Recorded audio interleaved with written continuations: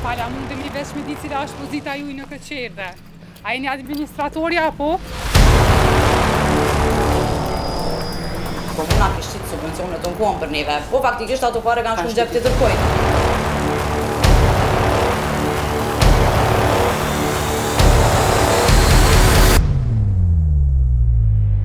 Për një vit që prokria themelore në Prishtinë ka filluar hetimet për skemen e mashtrimit në Qerdhen Botanika në komunën e Prishtinës.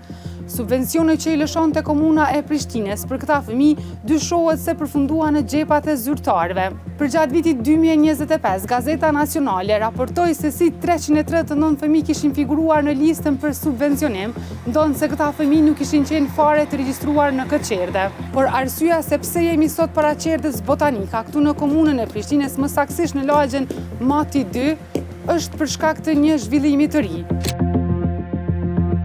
Ish administratorja Qerdhës Botanika, Qëndresa Makolli, e cila dyshohet se ka përpiluar dhe dërguar lista të dyshimta në komunën e Prishtinës, dyshohet se po vazhdon të gëzoj benefite jo meritore nga ky institucion, pavarësisht shkarkimit nga detyrat që një vit më parë. Sipas burimeve të nacionales, Makolli dërgon ende 2 fëmijët e saj në Qerdhen Botanika, por dyshohet se nuk po kryen pagesën e plot për shërbimet e ofruara. Burimet thonë se ajo ka bërgj ndaj institucionit dhe se po përfiton nga një skemë zbritje që i takon vetëm anëtarëve aktual të stafit të Botanikës, edhe pse ajo nuk është më pjesë e tij. Vetë Qerdhja Botanika ka pranuar situatën në një përgjigje zyrtare për Nacionalen. Botanika në baza mujore ka faturuar dhe lëshuar fatura për zonjën në fjalë për shërbimet që përfitojnë fëmijët e saj në Botanika. Për pjesën e pakompletuar të pagesës, Botanika ka kontaktuar zonjën përkatëse dhe ka ndërmarrë veprimet të nevojshme ligjore. Lidhur me këtë çështje janë ndërmarrë të gjitha hapat e nevojshëm ligjor dhe aktualisht procedurat përkatëse ligjore janë në vazhdim në përputhje me legjislacionin në fuqi.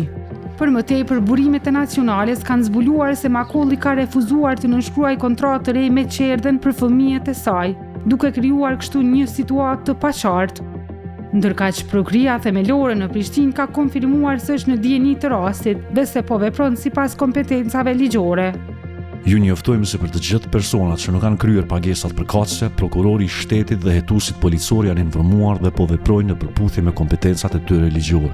Po ashtu, siç ju kemi njoftuar edhe më herët, prokurori kompetent me vendim ka angazhuar një ekspert të pavarur të financave.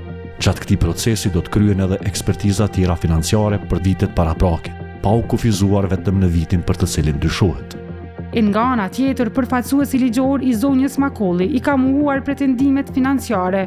Ashtu siç e kemi njoftuar kopshtin Botanika, po ju njoftojmë edhe juve se e njëjta është duke kryer obligimin sipas kontratës në fuqi dhe se, lidhur me pretendimet financiare, ju bëjmë dije se prindrit kanë një kontratë ekzistuese dhe në fuqi, të cilën e kanë zbatuar në mënyrë të rregullt dhe të plotë. Çdo pretendim financiar që del jashtë kësaj kontrate nuk mund të prodhojë efekt juridik mbi prindin, nuk mund të përdoret si mjet presioni ndaj familjes, nuk mund të ketë ndikim mbi vjeshmërinë e edukimit të fëmijëve.